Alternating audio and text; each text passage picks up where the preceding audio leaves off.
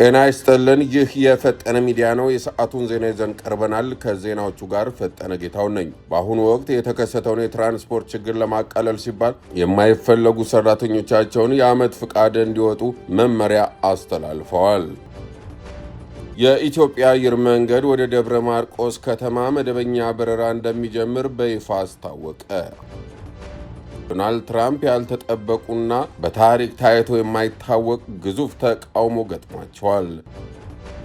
ሩሲያ በሳውዲ አረቢያ የሚገኘውን የአሜሪካ የጦር ሰፈሮች ቁልፍ ስፍራዎችን ለቴህራን አሳልፋ በመስጠት የቀጠናውን ጦርነት ወደ አዲስ ምዕራፍ አሸጋግራለች። አሜሪካ ለየብስ ዘመቻ ወታደሮቿን ስታዘምት፣ ኢራን ደግሞ የረገጡትን ምድር ሲኦል እናደርገዋለን ስትል ዝግጅቷን አጠናቃለች። ዝርዝር መረጃዎችን የምታቀርብላችሁ ቃል ኪዳን እሱ ባለው ናት። መልካም ጊዜ ነው።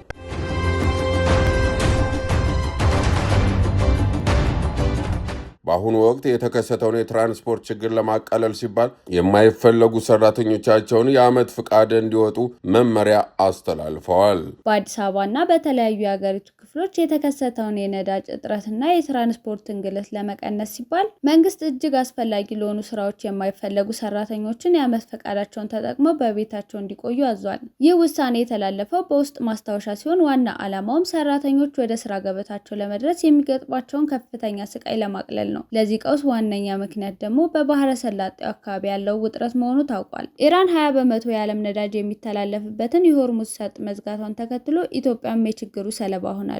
መንግስት ይህንን ችግር ለመፍታትና አማራጭ መንገዶችን ለመፈለግ ጥረት እያደረገ ቢሆንም አሁን ላይ ግን ሰራተኞችን የዓመት ፈቃዳቸውን ተጠቅመው በቤታቸው እንዲቆዩ መወሰኑ በትራንስፖርት ዘርፉ ላይ ያለው ጫና ይቀንሰዋል ተብሎ ይታሰባል።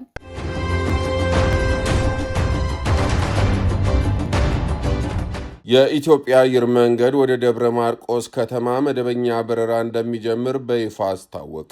አየር መንገዱ ባወጣው መርሃ ግብር መሰረት በሳምንት 3 ቀናት ማለትም በሳምንቱ ማክሰኞ፣ ሐሙስና ቅዳሜ ደብረ ማርቆስ ከተማ ከአዲስ አበባ ጋር በቀጥታ የሚያገናኝ ይሆናል። ይህ አዲስ የበረራ መስመር ለከተማዋና ለአካባቢው ነዋሪዎች ፈጣንና ዘመናዊ የትራንስፖርት አማራጭ ከመፍጠሩም በላይ ለንግድ እንቅስቃሴ፣ ለጤና አገልግሎት እድገት ከፍተኛ አስተዋጽኦ ይኖረዋል ተብሎ ታምኖበታል። አየር መንገዱ የሀገር ውስጥ መዳረሻዎቹን ለማስፋፋት እየሰራ ሲሆን በቅርቡ ይፋ ያደረጋቸው የነገሌ ቦረናና የጎሬ መቱ በረራዎችን ጨምሮ አሁን የደብረ ማርቆስ በረራ ሲታከልበት በአጠቃላይ የሀገር ውስጥ መዳረሻዎቹን ቁጥር ወደ 27 ከፍ ብሏል። ይህ መስፋፋት የሀገሪቱ የትራንስፖርት ትስስር ይበልጥ እንደሚያጠናክረው ይጠበቃል።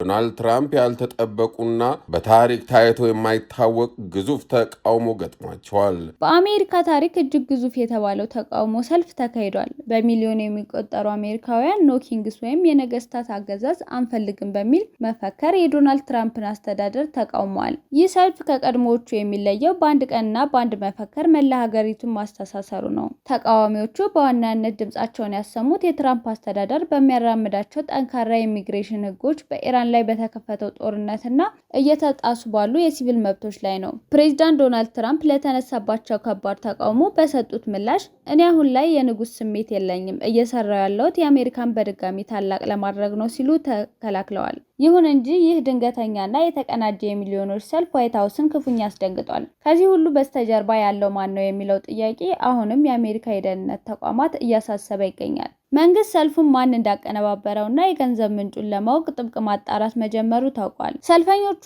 አሜሪካ በመካከለኛው ምስራቅና በኢራን ላይ የጀመረችው ጦርነት እንዲቆም በጽኑ እየጠየቁ ነው። ይህ ህዝባዊ ንቅናቄ በትራምፕ አስተዳደር ላይ የሚፈጥረው ጫና ሀገሪቱ በውጭ ጉዳይ ፖሊሲዎች ላይ እንድትደራደር ሊያስገድዳት እንደሚችል ፖለቲካ ተንታኞች እየገለጹ ነው።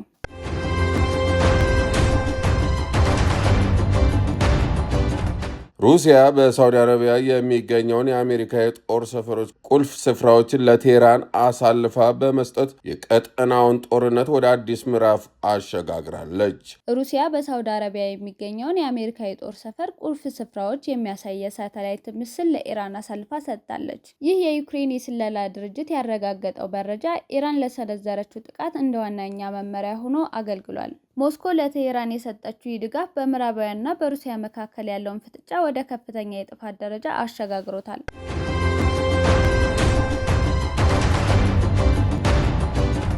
አሜሪካ ለየብስ ዘመቻ ወታደሮቿን ስታዘምት፣ ኢራን ደግሞ የረገጡትን ምድር ሲኦል እናደርገዋለን ስትል ዝግጅቷን አጠናቃለች። የፔንታጎን ወታደራዊ ዝግጅት በኢራን ምድር የየብስ ዘመቻ ለማካሄድ መሆኑ በይፋ ታውቋል። ይህንን ተከትሎ ግን ቴህራን ከባድ ምላሽ ሰጣለች። የኢራን ፓርላማ አፈ ጉባኤ መሐመድ ባግሄር የአሜሪካ እግረኛ ወታደሮች የኢራንን ምድር ከረገጡ እሳት ይዘንብባቸዋል ሲሉ አስጠንቅቀዋል። የኢራን ጦር ማንኛውንም አይነት ወራሪ ኃይል ለማጋየትና ለመደምሰስ በተጠንቀቅ ላይ እንደሚገኝ በይፋ ተገልጿል።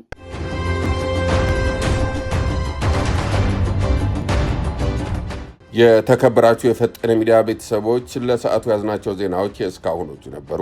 አብራችሁን ስለቆያችሁ እጅግ አድርገን እናመሰግናለን። የፈጠነ ሚዲያን ላይክ፣ ሼር፣ ሰብስክራይብ በማድረግ ቤተሰብ ይሁኑ። በያላችሁበት ሰላም ቆዩን። ጤና ይስጥልን።